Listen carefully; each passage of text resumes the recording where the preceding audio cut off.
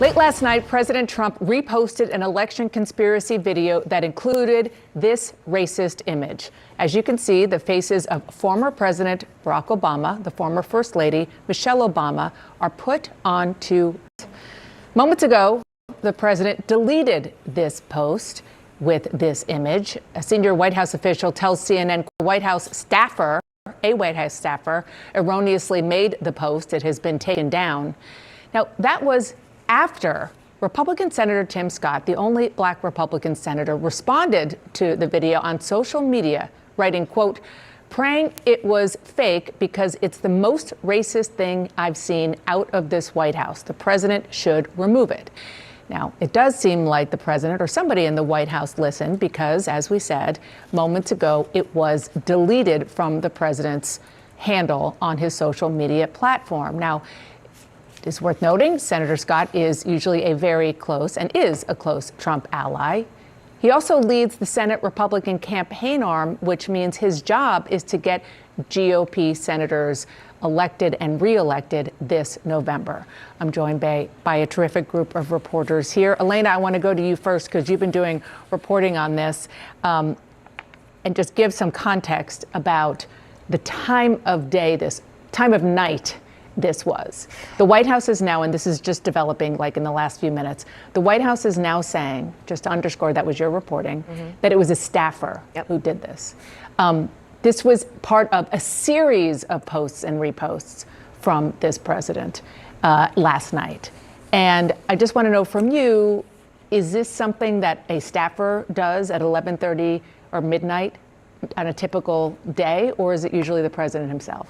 Yeah, it's hard to buy, to be honest, because 11:44 p.m. is when this was initially reposted by the president in a series of other posts, as you pointed out, Dana. Typically, very few people actually have access to the president's Truth social account. A lot of the times, they'll write him statements, and then they'll bring them, to example, to Dan Scavino, the White House Deputy Chief of Staff, and he's the one who will then go on and post it. So just so you know how it typically works with these truths. So that seems kind of far-fetched. The other thing I would remind you is that we did see a statement from Caroline Leavitt Let me put that up. So this is before somebody at the White House took that down after Tim Scott put out the statement that he did. This is Caroline Leavitt. This is from an internet meme video depicting President Trump as the king of the jungle and Democrats as characters from The Lion King. Please stop reporting the fake outrage and report on something today that actually matters to the American public. I was very surprised when I saw that statement, honestly, because if you actually look at the post, what I would have assumed, just knowing this White House and covering them as long as I have, I would have assumed that they would have claimed it was at the very end that clip showed of the Obamas, that they would have tried to say he didn't see it and try to discount it that way. That post almost seemed like they were owning up to it and saying, yeah, there's nothing wrong with it, trying to dismiss the outrage. The other thing I want to say, too, is you mentioned, what we heard from Tim Scott this morning. He is one of the president's closest allies. He talks to President Trump all the time, very regularly, multiple times a week. So what he said, I wouldn't be surprised if he had called him. I did talk to some of my sources on Capitol Hill, one of them telling me that Republican lawmakers were calling the president about this. I know that people inside the White House were also asking the president, how do you want to handle this? So this clearly became much bigger this morning, particularly around all of the criticism that came out from his strongest allies. And Zolan, you also cover the White House. I want to add, we talked about Tim Scott, which was pretty fast and very, very strong, calling it racist.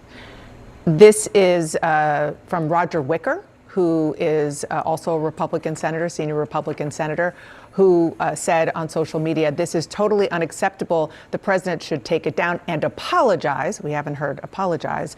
Pete Ricketts, another Republican senator, even if this was a Lion King meme, a reasonable person sees the racist context to this. The White House should do what anyone does when they make a mistake, remove this and apologize. So remove it, yes.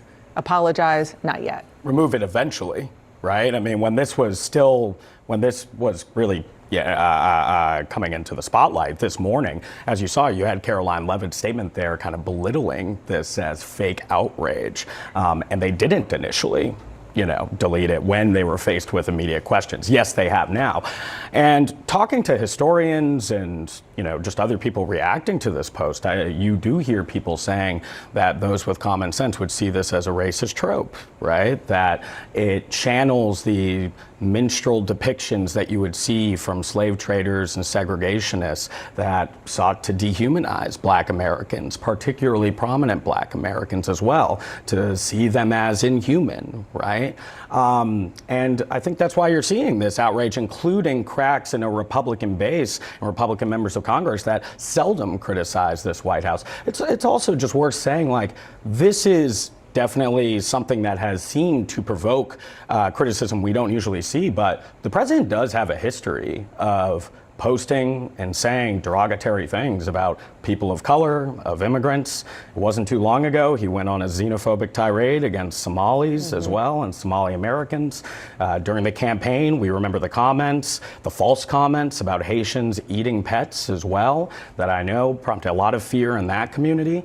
So, this is a president also whose political rise came about from questioning the citizenship of the former president as well. So, you've seen that the standards have almost been lowered to the point where you can see these kind of posts and a White House that thinks they can also talk their way out of it and say it was, a staffer that posted it. But there's been a sort of trend of how we got to this point as well. There was also that, just when you were running through some of the past, times we've seen, the president posts things like this. Remember, and they still post this, the White House, the sombreros on Hakeem Jeffries, right, obviously a Black man, and Chuck Schumer, and they've continued to lean into that. So I just wanted to add to that because that's not something they've run away from it like they have in this case. And I just want to underscore, because there's a lot coming at you at home, what Elena reported at the top, which is that her sources have been telling you that Republican lawmakers called Trump directly about this. Go ahead, David. Yeah, we saw another member, Mike Lawler, who's in a tough re-election battle for his district in New York State, also do the and apologize, as you're saying. So it's interesting to hear a lot of Republicans using that word. They're seeking an apology as well, or believe Donald Trump or the White House should offer one. When stuff like this happens, there's all this,